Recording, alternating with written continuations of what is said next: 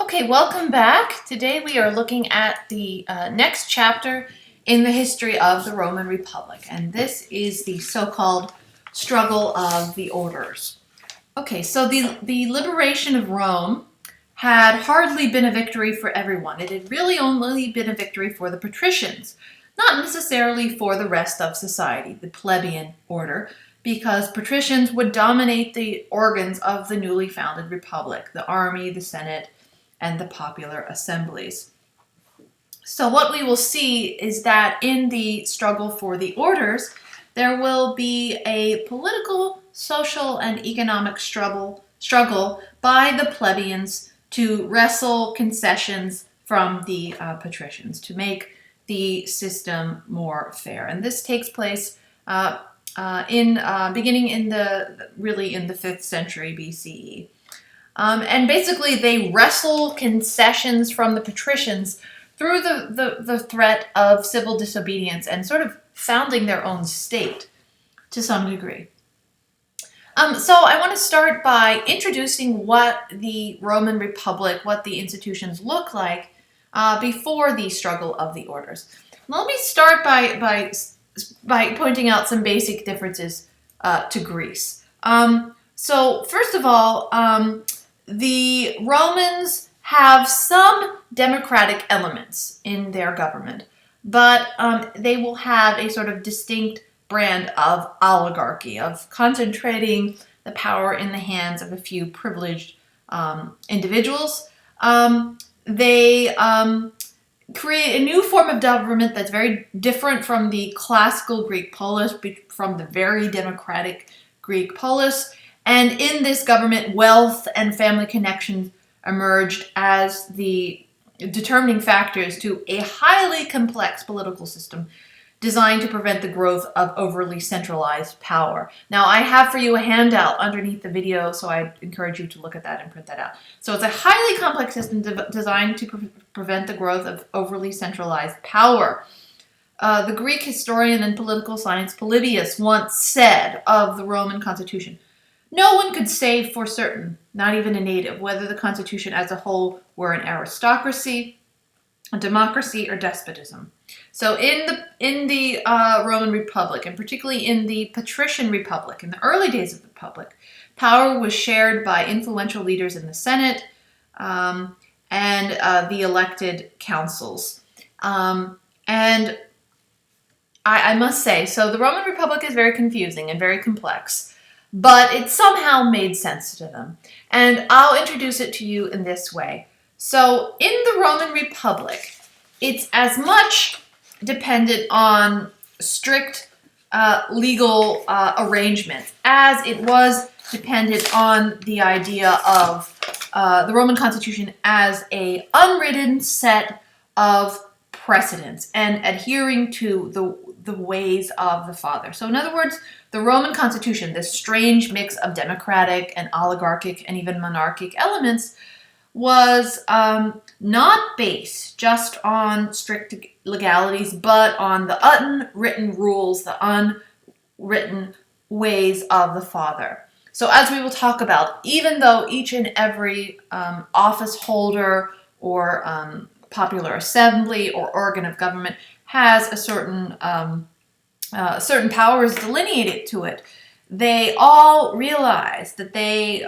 had to have respect for the ways of the elders and adhere to this accepted set of traditional practices based on consensus and based on traditional rules of behavior. That's very important to understand. So despite the fact that it's very complex, there's this unwritten law that in Rome you did not go against the ways of the elders. You respected seniority. So we'll talk about that more. Okay, so what does the Republic look like after Brutus and Collatinus seize power? Let's just go through and have a brief review. So as we said, the councils are the chief executive officers of the Patrician Republic. They are the chief magistrates. They take over the military, judicial affairs of the former king, and they would be elected by the centuriate assembly. The Pontifex Maximus would be the chief priest, as we said. And now, the chief popular assembly in the patrician-dominated republic was the Centuriate Assembly. Now, this was actually established during the regal period, in the period of the monarchy, by Servius Tullus. But it was the assembly of the Roman people into groups called centuries. And the name century is the same as the basic unit of the Roman army. And that's because originally those who were represented in the Centuriate Assembly were the Roman Republic at arms. So it was those who fought for Rome had the right to assemble and vote.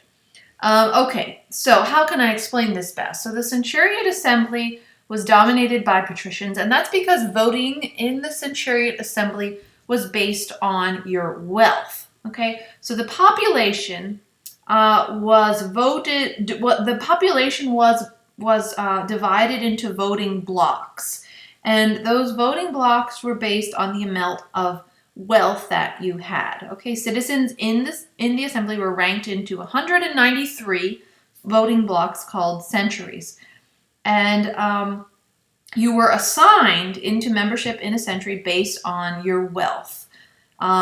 So voting in the Centuriate Assembly was by block. Okay, you did not vote as an individual. Each century in the Centuriate Assembly would first caucus before any vote was to be taken and make an agreement beforehand. So already you can see that the system is much less democratic than in Greece. There's much more checks to democracy. But in any case, voting took place by block, not individually. And because, I'm not going to go through the centuries in too much detail, but more than half of the voting blocks were dominated and monopolized by the wealthiest voting bloc. So as a result, the poorest people, the poorest plebs, never had a chance to vote at all because the Centuriate Assembly voted by block. Once they were halfway through to the 193 voting blocks, the voting would always stop. So the point is that the upper classes controlled the Centuriate Assembly. They controlled the voting in the assembly, and essentially the plebeians, the lower classes, don't have a say. The purpose of the Centuriate Assembly was to elect councils and other magistrates, other civic officials like censors, and they had the power of passing laws. Okay, so in the Republican period, they do have the power of passing laws. Okay, so it's the population divided into centuries, allotted according to your wealth. They had the power, in addition to making laws, of declaring war and peace. But the real power in the Roman Republic is the Senate, okay? So the Senate, as we said, started off as an ad hoc advisory body during the monarchy, the period of the monarchy. It did not have the power to make the laws. I will repeat that. It did not actually have the power to make the laws, but it had tremendous informal power. Okay, this is where this idea of the unwritten set of precedents, the ways of the fathers, comes into play. So despite the fact that the Senate does not actually make the laws, the assembly does, it carried the weight of the authority of the fathers. It advised the Centuriate Assembly how to vote, and it advised the councils. So the Senate was a repository of wealth, experience, and talent, the elders. And what they issued were the so-called, well, I'll just give you the English term, senatorial decrees. And these senatorial decrees weren't laws in and of themselves, but they were pieces of advice to the popular assembly. And basically what the Senate advised carried almost the weight of gold, as it was expected that the people in the assemblies would listen to the authority of the fathers. Okay, so already I hope you can see that Polybius was right. The Republic was a very complex monster, so to speak, and there's power divided amongst multiple groups. Okay. Again, this idea of adhering to the precedents is the most important thing to understanding the Roman Republic. And I would also encourage you to read your textbook carefully here. So there's a mixture of republican and democratic and even quasi-monarchical elements. The consuls, in being like CEOs, are sort of like, not really kings, but some, there are executives. So there are democratic elements in the Roman system, but there is definitely strong checks on democracy. So about the popular assemblies, not only those of the patricians, but the plebs, the democracy was limited. So, for instance, in comparison to Greece, in Greece, the assembly met every day. In Rome, the assemblies only met when they were summoned by officials, by the consuls and whatnot. So they didn't meet every day, every month, only when they were summoned by a magistrate, only when they were asked. They also voted by block, right? So individual votes would be combined into blocks. And again, in the assembly, they didn't vote as individuals. They didn't have all the individuals, put in a ballot. You had your ballot by basis of your membership in one of the centuries. And voting in the assembly would stop as soon as a majority would reach, and then the assembly went home. So as I told you, because the majority of centuries were allotted to the wealthiest people in society, the lower classes basically didn't have a vote. However, this is where the whole system of the Roman family, the system of informal patronage and clientage, come in. So despite the fact that typically the plebeians didn't actually vote in the assembly, because with the voting by block system, they would stop voting as soon as the majority would be reached. Oftentimes, the upper classes believed that they were speaking in the interest of the lower classes. So the client was entrusted to the protection of someone who was powerful more than he, and the patron provided his client with services, with favors in the form of making laws that were favorable to him, perhaps even giving him handouts, financial support outside of the assembly. So in return for this, these favors, the patron would expect that the client would fight for the patron publicly and support him politically. So again, this informal system of connections and political backstretching. You couldn't speak freely in the assemblies. You could only speak when you were invited to speak by the speaker of the assembly, and they determined the rank of speaking by seniority. The eldest had the chance to speak first. Okay, so what we will see is that the patrician, the upper class dominated republic will be questioned in a socio-political struggle, which we call the struggle of the orders. And as I mentioned to you before, the plebs basically wrestled a series of concessions from the patricians, from the patrician-dominated republic, through the threat of civil disobedience. So essentially, to hold office in the patrician republic, you had to be a patrician. To be consul, you had to be a patrician. To be the chief priest, you had to be a patrician. To become a member of the Senate, you had to be a patrician. The only thing that the plebs had access to was the centuriate assembly, but because really they never had the chance to vote there, as we said. By the way, I believe I forgot to mention the Senate was typically consisted of former office holders, so the formal councils and the former other civic magistrates. So it was literally this repository of experience.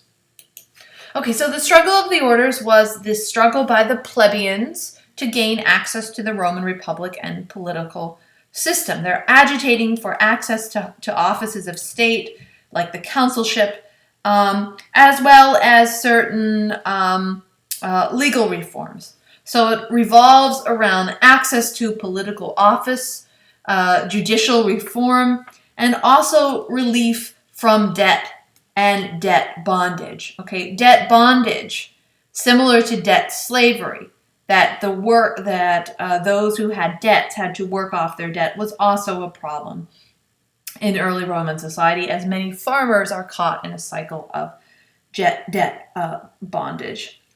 So in the period of monarchy, the king made all the laws himself, but now in the Roman Republic, the patrician-dominated assembly made the laws. And theoretically, sometimes they treated the lower orders arbitrarily. So part of the struggle of the orders was not only access to political office, but laws, written laws that applied to all classes equally.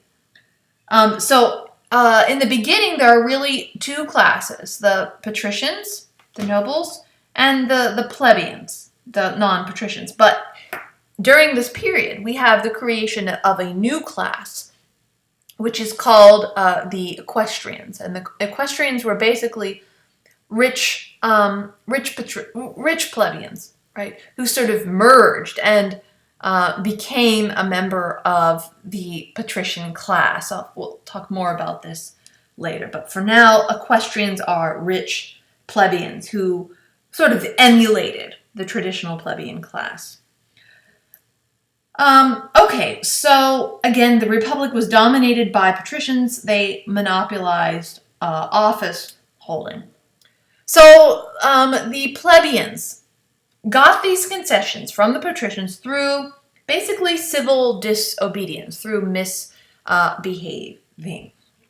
The first step in this was when in 494 BCE, the plebeians demanded reforms of laws. They demanded relief from arbitrary treatment at the hands of the patricians, and they also clamored for relief from debt and debt bondage. They petitioned their social betters to do this in the centuriate assembly. However, when the patricians do not listen to them, when their cries fall on deaf ears, they had an idea. They seceded from Rome, right? So secession means to leave. When their demands, sort of like the American South, right? So when their demands were not met, they physically left Rome. They seceded from Rome. They marched out of the city, and they set up camp on a neighboring hill. They literally left the city and basically gave the patricians the message that if they were going to continue to mistreat the lower orders and not give them access to the political system, that they would have no orders to mistreat now. So the plebeian secession was a form of protest, and the plebs did this precisely at the time when Rome was waging war against its neighbors in Italy. We will look at this later, but the point is that it is that the plebs are doing this at a time when the Roman patricians really needed the support of everyone. So what they do, they secede. They establish their own state, a parallel state outside of the walls of the city, which they sort of copied the patrician republic, but gave rights to the lower classes. Okay, so let's look at the details of this plebeian republic. So in the first stage of the struggle of the orders, what we're going to see is that there's the creation of this plebeian republic. It's like a parallel state that parallels the institutions of the patrician-dominated republic. But during the actual process of the struggle of the orders, the plebeian republic will be in this liminal, in-between stage, whereas in which its laws and its power only really applied to the plebeians, right? Okay, so again, I warned you that the Roman Republic is a little complicated. I'm trying to make it as simple as possible. So the plebs secede. They leave Rome and they set up their own state that copied the Patrician Republic as a form of protest. So here's what it looked like. Okay, so in the plebeian republic, rather than consuls, you have tribunes. Now, tribunes were their own form of council. So just as the republic had their chief executive officer, annually elected magistrates, the plebs gave themselves their own chief executive officers, and these were called tribunes. Tribunes of the plebs. There were two in number, right? So just as there were two councils, there were two tribunes. The purpose of the tribune was to be a spokesman, to be a guardian of the rights of the people, and to defend the rights of the people against the aristocrats. So the tribunes were sort of the go-between between the plebeian republic outside of the walls of Rome and the patrician-dominated republic inside of Rome. The tribunes are a very, very powerful thing in the Roman Republic. They were elected by the plebeian assembly.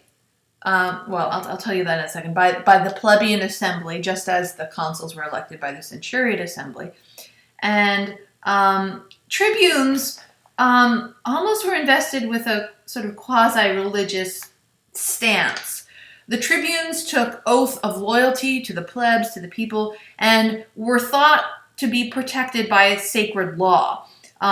Nobody in the patrician republic would have dared to kill the tribunes. They were thought to be sacrosanct because they believed that anybody who messed with the tribunes were especially protected by the gods. So to threaten to kill the tribunes, anyone who messed with them would be subject to divine anger. So their duty was to intercede in the patrician-dominated republic and to protect the rights of the people. They, again, were a counterforce to the patrician consuls, and they claimed the right to offer protection or help to the plebs anytime the rights of the pleb were abused by patrician magistrates. So they would intervene at crucial times and defend and protect the rights of the plebs. So initially there are two tribunes, like two consuls, but they grow in number to 10. Now, one power that they have that is very important is the right of veto. Okay, the right of veto. They had the right to veto any laws that the patrician republic passed, which were not in the interest of the people. The plebeian republic created a new religious office, the aediles. So the aediles were religious magistrates. They presided over festivals and religious duties. They were the custodians of temples. And incidentally, in this plebeian republic, the plebeians were so fed up with the patrician-dominated republic that they established their own temples, dedicated to the same gods as the patrician republic, but their own temples outside of the city walls. A counterweight to the patrician-dominated centuriate assembly, again, theoretically, the plebs are represented there, but they didn't really have a say, was the plebeian assembly, the tribal assembly. The membership in the plebeian assembly was determined not by blocks based on wealth, but blocks based on your membership in a tribe. And in this plebeian republic, the plebeian assembly was the law-making body, but only for the plebs. Okay, so the laws that they passed were called plebiscites. Plebiscites, laws made by the people. However, in this liminal period, in the actual process of the struggle for the orders, the plebiscites were only binding on the plebs, right? So the plebiscites made their laws, but they were only applicable to the plebs themselves. And moreover, in the process of the struggle of the orders, the plebiscites had to be approved by the Senate. Okay, so ultimately, even though the plebs made laws, they were ultimately subject to being checked by the authority of the fathers in the Senate. So there were, the plebeian assembly also voted by block, right? There were 35 voting blocks. The tribunes were attached to the plebeian assembly, and the plebeian assembly chose the tribunes. Okay, so in the first phase of the struggle of orders was this plebeian secession, and supposedly this plebeian republic that copied the institutions of the patrician republic, all of this was established by the plebs as a form of protest in 494 BCE. But again, its status was sort of up in the air. It could make the plebiscites, but they were only binding for the plebs themselves and had to be approved by the Senate. So the struggle of orders was certainly not over. The struggle of the orders continues around 450 BCE, in which the plebeian demands for a written law code for the codification of the laws are met. The Romans decided that a commission would be sent to Athens to examine Solon's law code, and representatives came back and decided that they would have a board of 10 that would codify Rome's laws, write down the ways of the elders. However, this board of 10, remember Rome always worked in colleges and in groups. While this college of officials was writing the laws, the regular constitution would be suspended. So there would be no councils, no centuriate assemblies. It would just be this board of 10 men. The board was headed by a man called Appius Claudius. And if you remember, Appius Claudius was the man who was overcome by lust for the beautiful Virginia. So they begin the process of writing down the laws in 451 BCE. And they put up the laws, the 12 tables, in public. However, in the second year of office, and after the second year, remember they froze the normal constitution according to the law of annuity. They began to behave badly, and they threatened to become kings. They threatened to become dictators and not relinquish the power. In other words, although they were supposed to just hold power until the laws were written, they didn't want to give it up. So once again, the plebs stage a form of civic protest. They leave the city.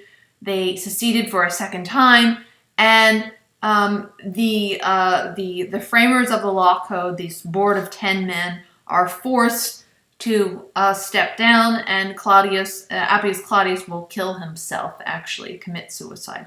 Now this really begins a process of really transforming the state to the interest of the plebs. So what happens, this is the easiest way I can explain it, is that the plebeian state, which previously had this liminal status, what these institutions only applied to the plebs, the plebiscites only applied to the plebs, had to be recognized by the Senate, will be recognized by the patrician republic and combined with the institutions of the patrician republic, folded in to the patrician state. These two separate republics will be merged. The next step in this was the so-called Licinian Sextian laws.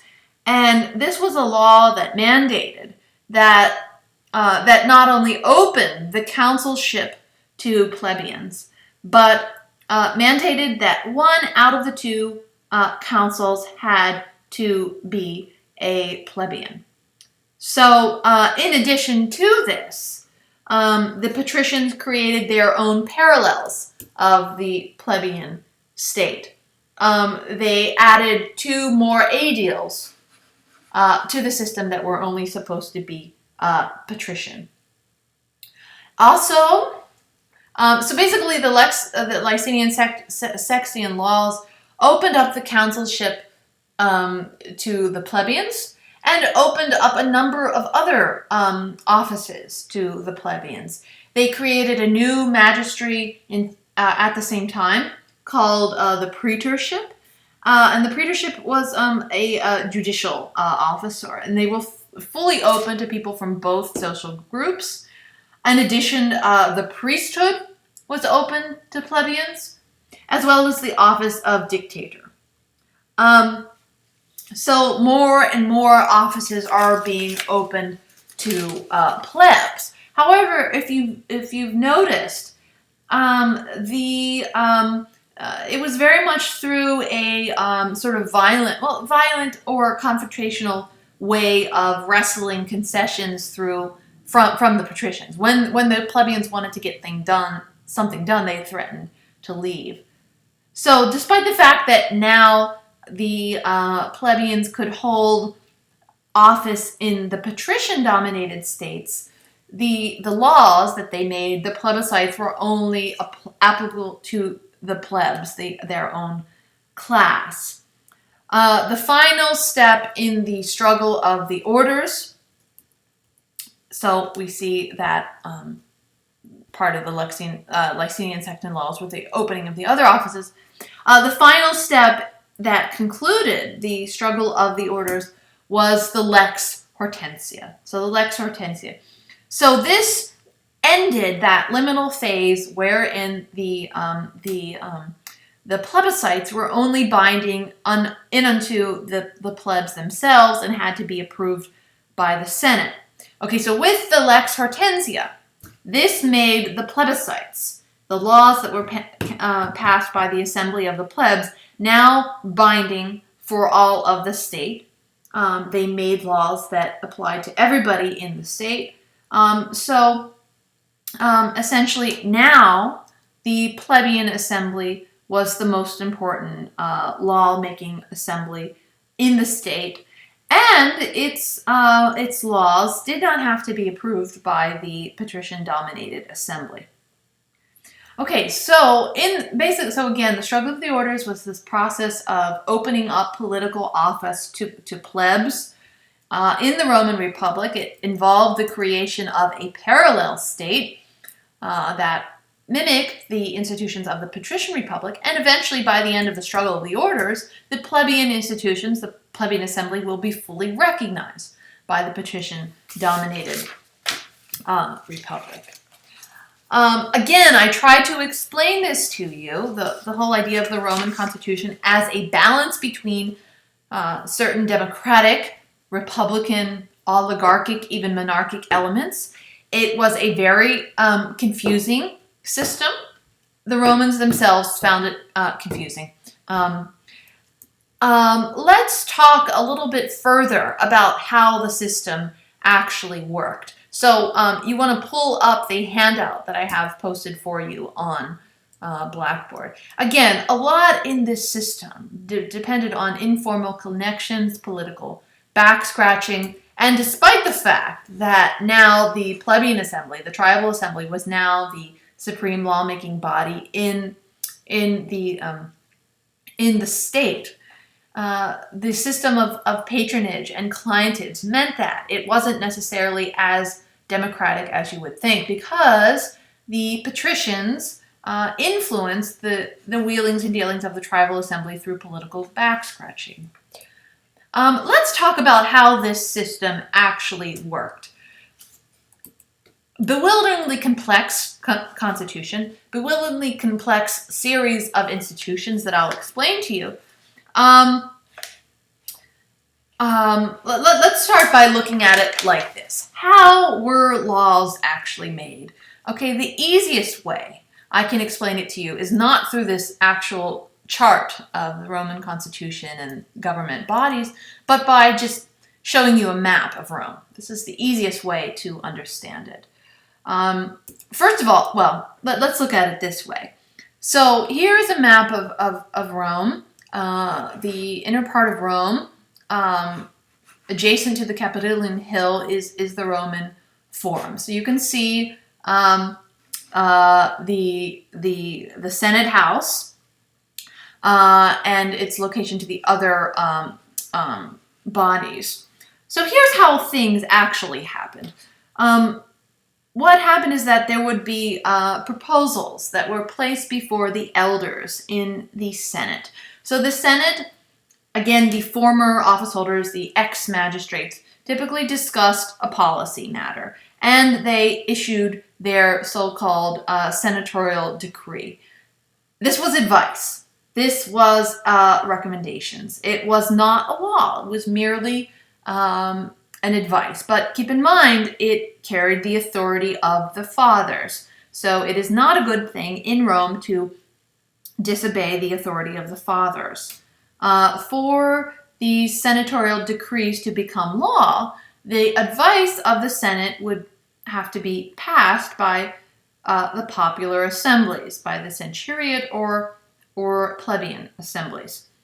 So most of the time, these senatorial decrees would be relayed to the tribal assemblies, right, which met here, okay, which met here by the tribunes, So the tribunes relayed the senatorial decrees to the popular assemblies.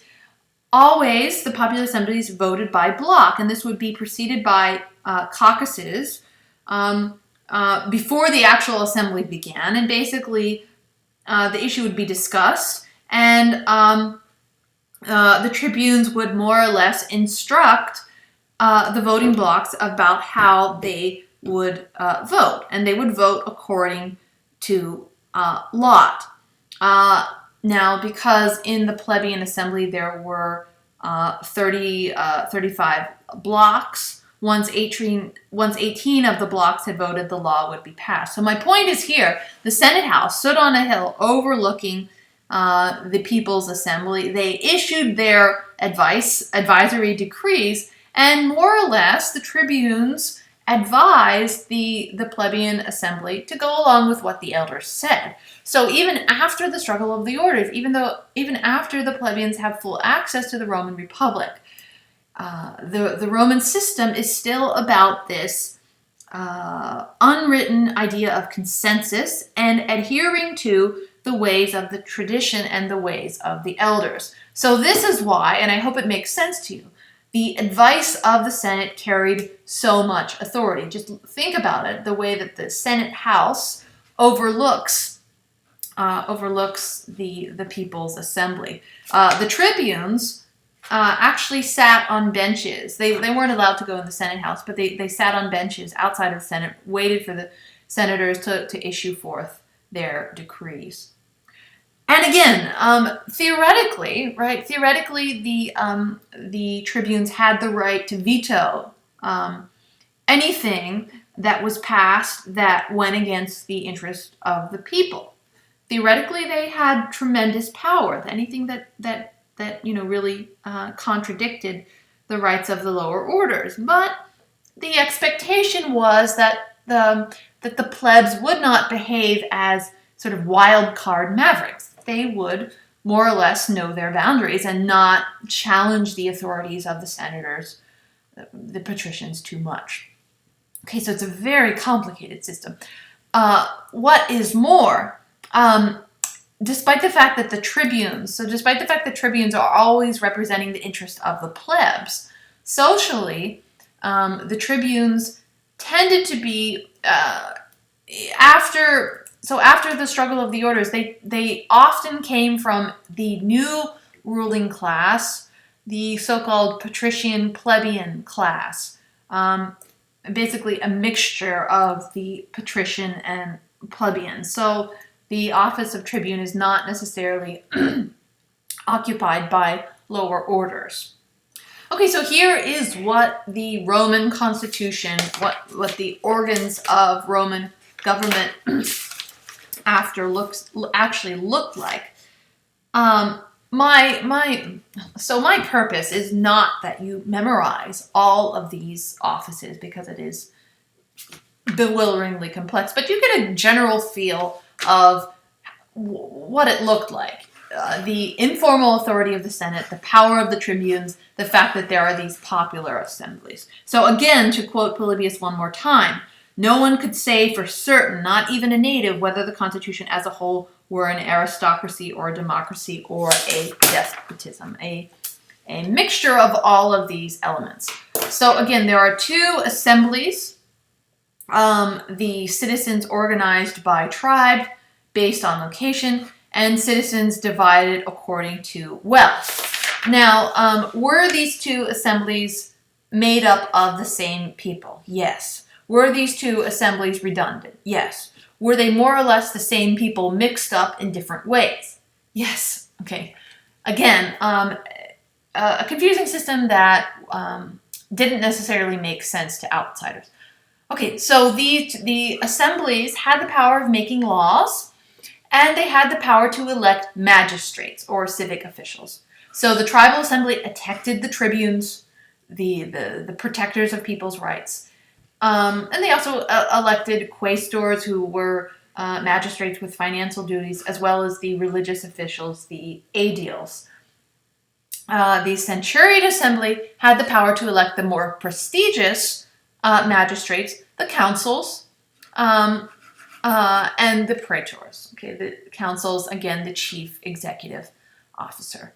Now, again, although these groups theoretically made the laws, informally, as we have hit upon in detail, the senators informally influenced the wheelings and dealings of these two assemblies, as the tribune job was to relay the informal advice of the Senate.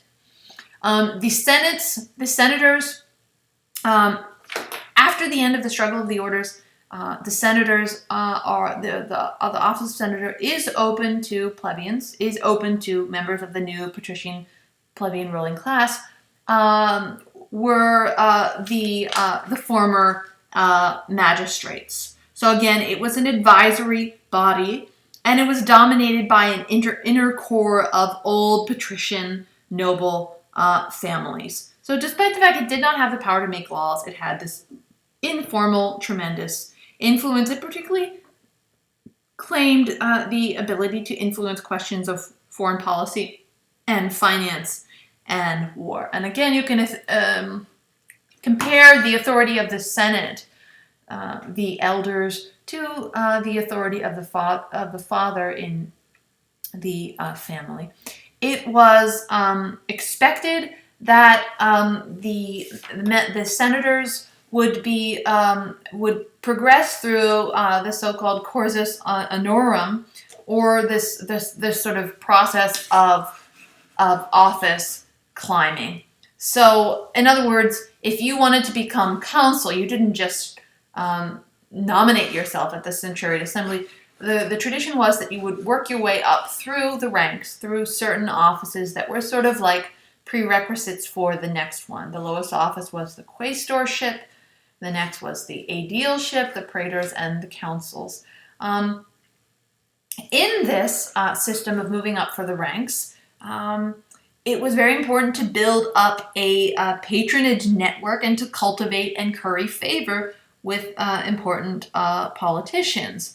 And also to curry favor with the public through religious festivals and particularly holding of games, gladiator games. We'll talk about that more in detail, but this was a way that the patricians curried favor with the masses. Okay, so again, the organs of Roman government were very complex, confusing to outsiders. I'm most concerned that you have a general feel of how it worked. So again, you do not have to memorize all of these groups, but generally how the Senate had a lot of informal influence, and how all members, all bodies in the Roman Constitution were expected to adhere to tradition, this unwritten set of laws that glorified the ways of the elders.